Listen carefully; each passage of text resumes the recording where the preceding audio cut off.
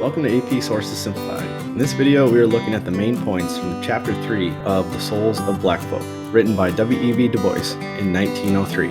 Before getting into the text, let's take a look at the context. In the early 20th century, the Progressive Era began. Progressives at all levels of government and society set about to reform America.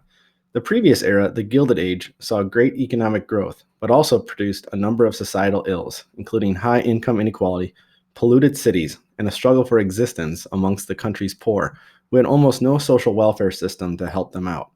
One group that was scorned by many of the white majority, segregated and discriminated against at all levels of society, politics, and the economy, were African Americans. The most well-known African American leader at the time was Booker T. Washington. Born a slave and rose up through incredible hard work and ingenuity, spoke the prevailing idea of the time for African Americans in his Atlanta Compromise, in which African Americans should focus on industrial education and jobs, and society should provide them with economic opportunity. He argued that for the time, social segregation was okay, and full political rights will come later. But for now, the most important thing was industrial education, training, and economic opportunity. This is where our author steps in, W.E.B. DuBois, who will be critical of Washington and the Atlanta Compromise. First, a little bit about DuBois. He grew up in the North and achieved many accolades. Among them, he was the first African American to earn a PhD from Harvard. He wrote many famous and widely read essays. He was a leader in the fight against racism and segregation, which were reasons for co-founding the Niagara Movement and the NAACP, of which he was the editor of its magazine.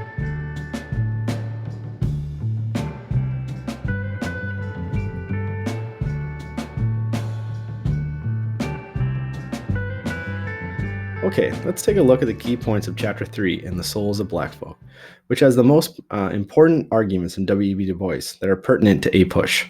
First of all, W.E.B. DuBois lays out his criticism of Booker T. Washington's Atlanta Compromise. He argues that it lowers expectations for African Americans and passively accepts other negative trends, including political disenfranchisement, which can be seen in poll taxes and literacy tests. Also, a legal framework that had been established in which African Americans are inferior to whites. And there is less funding for higher education for African Americans. DuBois' core argument is, without political rights, equality under the law, and ability to develop exceptional minds, African Americans cannot make economic progress. He also alludes to his talented 10th idea, which is the need to train a small percentage of African American population to become educated and cultured individuals.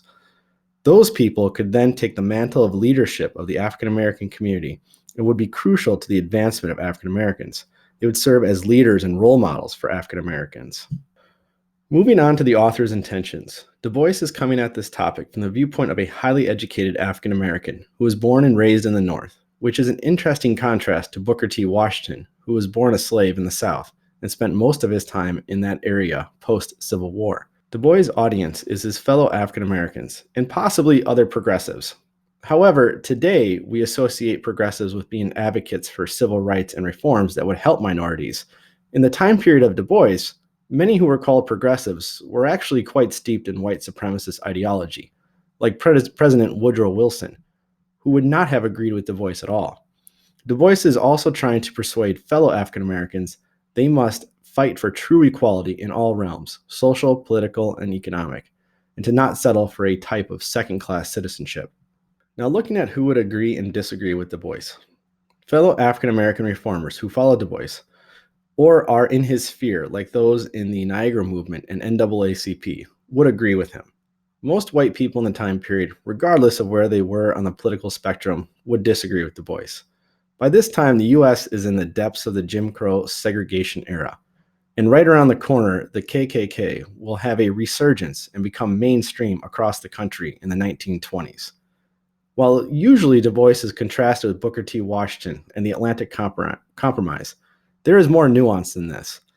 DuBois does respect some of the ideas and ideals of the Atlantic Compromise. He recognizes the value of, quote, thrift, patience, and industrial training for the masses. And he is impressed with the sheer scope of Washington's influence on both sides of the color line in such a divided nation. But overall, DuBois is trying to provide an alternative way, and he would deem a better way forward than the Atlantic Compromise. Finally, the legacy of Chapter 3 in The Souls of Black Folk. Du Bois harkens back to the Declaration of Independence, and links can be made to the continual work that needs to be done until full equality is truly achieved. Du Bois is highly influential to the civil rights movements of the 1950s and 60s. His viewpoints and talking points are very similar to Martin Luther King Jr., and Du Bois would have applauded the landmark Civil Rights Act of 1964 and Voting Rights Act of 1965. Well, thanks for watching this video. If you liked it, please click that like button, check out some of my other videos, and subscribe to the channel.